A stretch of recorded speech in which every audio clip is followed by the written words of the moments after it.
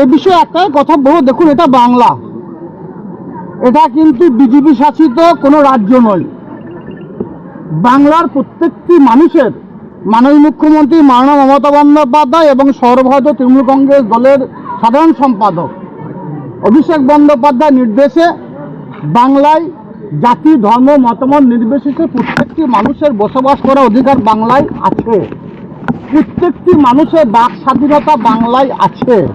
প্রত্যেকটি মানুষ লাইনে দাঁড়িয়ে নিজের ভোট নিজে দেবে, তার অধিকার বাংলায় আছে। কোন মানুষ কি দল করবে সে অধিকার বাংলায় আছে। কোন মানুষ কি খাবে, সে রুটি খাবে না ভাত খাবে, মাছ খাবে না মাংস খাবে, সে অধিকার বাংলায় আছে। বাংলাকে ব্যতি রেখে অন্য কোনো রাজ্যে নেই। যদিও আপনাদের মাধ্যমে আমিও বিষয়টা দেখেছি, বিষয়ের সত্যতা যাচাই আমি করিনি। নিশ্চয়ই আপনারা সত্য যাচাই করেই বিষয়টাকে সর্বসমক্ষে আনার চেষ্টা করবেন।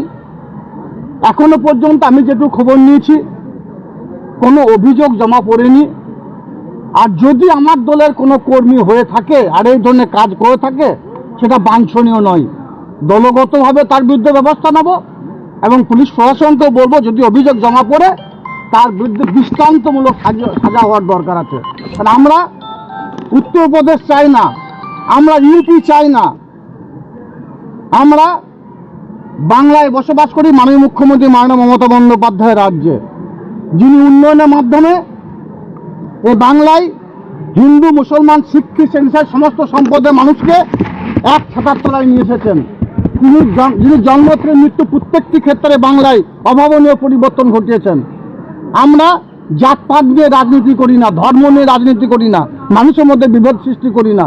যারা মানুষের মধ্যে বিভেদ সৃষ্টি করে বা করার চেষ্টা করছে, যদি এই ঘটনার ন্যূনতম কোনো সত্য থাকে তাহলে আমি মনে করি সে আমার দল করে বলে আমি মনে করি না। যদি দল করে সেক্ষেত্রে দলগতভাবে কোনো ব্যবস্থা নেবে? অবশ্যই অবশ্যই অবশ্যই নেব, যদি এই ঘটনাটা সত্য হয়। কিন্তু আগে ঘটনার সত্যতা যাচাই করার জন্য আমার সাংবাদিক বন্ধু যারা আছেন তাদের সকলকে অনুরোধ করব, ঘটনার সত্যতা যাচাই করার পর আপনারা সেটাকে ফ্ল্যাশ করবেন, তার আগে কিন্তু নয়। আগে যাচাই করুন যে ব্যক্তি যার বিরুদ্ধে অভিযোগ সে অভিযোগ করলো কিনা, সে বলছে কিনা, তাকে অপমানিত করা হয়েছে কিনা।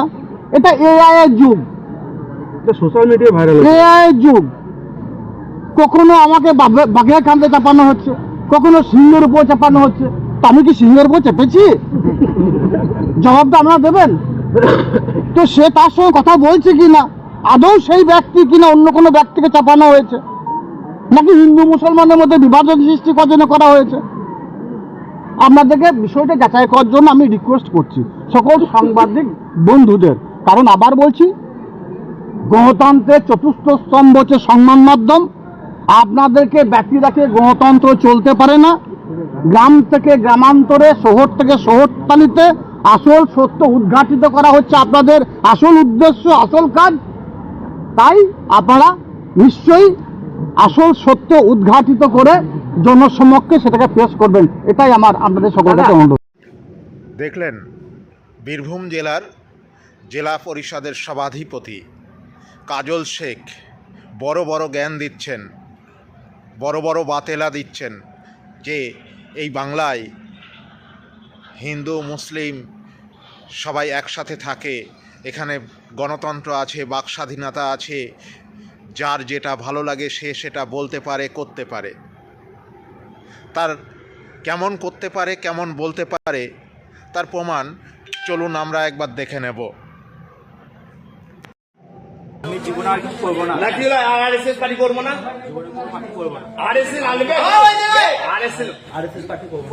বল বল ভিডিও কর, বল জীবন আর কোনদিন আরএসএস পার্টি করবি? আমি জীবনে কোনদিন আরএসএস পার্টি করবো না। আর বিজেপি করবি? না করবো না। বিজেপি পার্টি করবো না। আরএসএস করবি? না করবো না। ভালো কিন্তু গ্রামের মানুষের ক্ষমা চা, এরিয়া গ্রামের মানুষের ক্ষমা চা। ক্ষমা চাইবি, সবারই কাছে ক্ষমা চাইবি।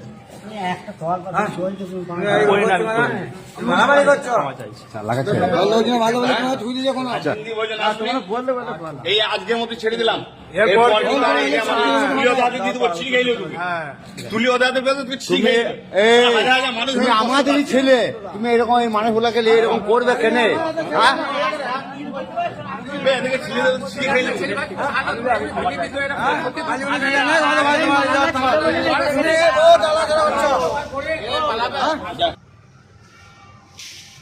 দেখলেন কেমন বাক স্বাধীনতা, কেমন গণতন্ত্র এখানে বিরাজ করছে। বীরভূম জেলার এই অঙ্গরা গ্রামের এই পালবাবুর কি এমন ক্ষতি করেছিল ওনাদের, যে তাকে তৃণমূলের পার্টি অফিসে তুলে নিয়ে গিয়ে তাকে দিয়ে মুসলেকা বা বলতে বাধ্য করা হচ্ছে সে আর ভবিষ্যতে বিজেপি বা আরএসএস করবে না। এর থেকেই বোঝা যায় এই বাংলায় কেমন গণতন্ত্র, কেমন বাক স্বাধীনতা রয়েছে। তার অপরাধ কী ছিল? সে বিজেপি করে, সে আরএসএস করে। আরএসএস কি কোনো সন্ত্রাসবাদী দল? বিজেপি কোনো সন্ত্রাসবাদী নিষিদ্ধ দল যে এই বাংলায় করা যাবে না? তাদের ক্ষমতা হয় কি করে যে পার্টি অফিসে তুলে নিয়ে গিয়ে তাকে দিয়ে বাধ্য করা হচ্ছে, ভয় দেখিয়ে বলতে বাধ্য করা হচ্ছে সে ভবিষ্যতে আর এই দল করবে না, আরএসএস করবে না, বিজেপি করবে না। আমাদের পশ্চিমবঙ্গের মুখ্যমন্ত্রী এবং তার ভাইপো অভিষেক বন্দ্যোপাধ্যায় প্রতিনিয়ত বড় বড় ডায়লগ দিয়ে বেড়াচ্ছেন বাংলা জুড়ে।